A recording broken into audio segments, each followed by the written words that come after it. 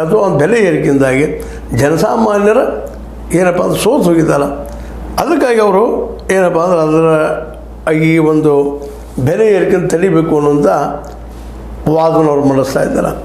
ಕಾಂಗ್ರೆಸ್ಗೂ ಮಾಡಿಸ್ಬೇಕಂತದ, ಬೆಲೆ ಇಳಿಸ್ಬೇಕಂತದ.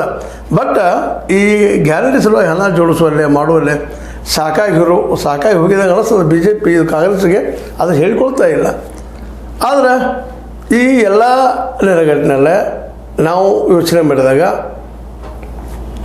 ಈ ದರ ಏರಿಕೆ ಅಥವಾ 36 ಪೈಸೆ ಏರಿಕೆ ಏನದಲ್ಲ, ಇದು ಈಗ ಸರ್ಕಾರಕ್ಕೆ ಇದನ್ನು ತಡೆ ಹಿಡಿಲಿಕ್ಕೆ ಆಗುವುದಿಲ್ಲೇನೋ ಅಂತೇಳಿ.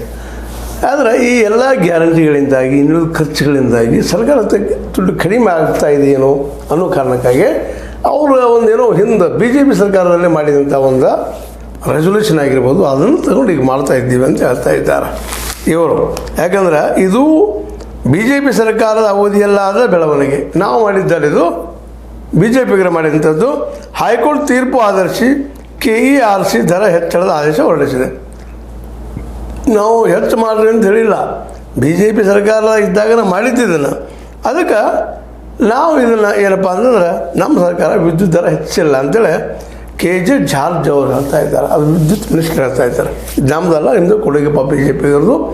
ನಾವು ಸರ್ಕಾರದ ಮೇಲೆ ಹಾಕ್ಕೊಳ್ಳಿಲ್ಲ, ಜನ ಮೇಲೆ ಹಾಕಿದ್ರಿ ಅದನ್ನು.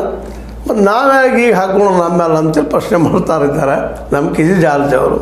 ಯಾಕಂದರೆ ಅವ್ರದ್ದು ಪೆನ್ಷನ್ ಕೊಡಬೇಕು, ವಯಸ್ಸಾದವ್ರಿಗೆ ಗ್ರ್ಯಾಚ್ಯುಟಿ ಕೊಡಬೇಕು, ಅದು ಸರ್ಕಾರ ದುಡಿಸ್ಕೊಳ್ಳೋದು ಹಿಂದಿಲ್ಲ ಅಂತಲ್ಲ. ಆದರೆ ಅದು ಹಿಂದಿನ ಬಿ ಜೆ ಪಿಗೆ ಮಾಡಿದ್ರೆ ನಾವು ಯಾಕೆ ಅದನ್ನ ನಮ್ಮ ಮೇಲೆ ಹಾಕ್ಕೊಂಡು ಅವ್ರ ಮೇಲೆ ಅದನ್ನ ನಿಮ್ಮ ಮೇಲೆ ಹಾಕ್ತಾ ಇದ್ದೀವಿ ಅಂತೇಳಿ. ಆದರೆ ಇಲ್ಲಿ ಇಬ್ಬರನ್ನು ಕೇಳೋಂಥದ್ದು ಏನಪ್ಪ ಅಂದ್ರೆ, ನೀವು ಅವ್ರ ಮೇಲೆ ಹಾಕಿದ್ರೆ ಅವ್ರ ನಿಮ್ಮ ಮೇಲೆ ಹಾಕಿದ್ರೆ ಈ ಬಡ ಈ ಬಿಲ್ ತುಂಬುವಂಥ ಜನ BPL ಜನ ಏನು ಇದಕ್ಕೆ ಉತ್ತರ ಹುಡುಕ್ಬೋದು ಅಂತೇಳಿ. ಯಾಕಂದ್ರೆ ನೀವು ಅವ್ರ ಮೇಲೆ ಹಾಕ್ತೀರಿ, ಅವ್ರ ನಿಮ್ಮ ಮೇಲೆ ಹಾಕ್ತಾರೆ. ನಿಮ್ಮ ಸರ್ಕಾರದಾಗ ಅವ್ರ ಮೇಲೆ ಹಾಕಿರ್ತೀರಿ, ಅವ್ರ ಸರ್ಕಾರ ಬಂದು ನಿಮ್ಮ ಮೇಲೆ ಹಾಕ್ತಾ ಇದ್ದಾರೆ. ಹಿಂಗೆ ಮಾಡಿದ್ರೆ ಸಮಸ್ಯೆ ಸಾಲ್ವ್ ಆಗ್ತದನ, ಗ್ಯಾರಂಟಿ ಯಶಸ್ವಿ ಆಗ್ತದನ ಅಂತ ವಿದ್ಯುತ್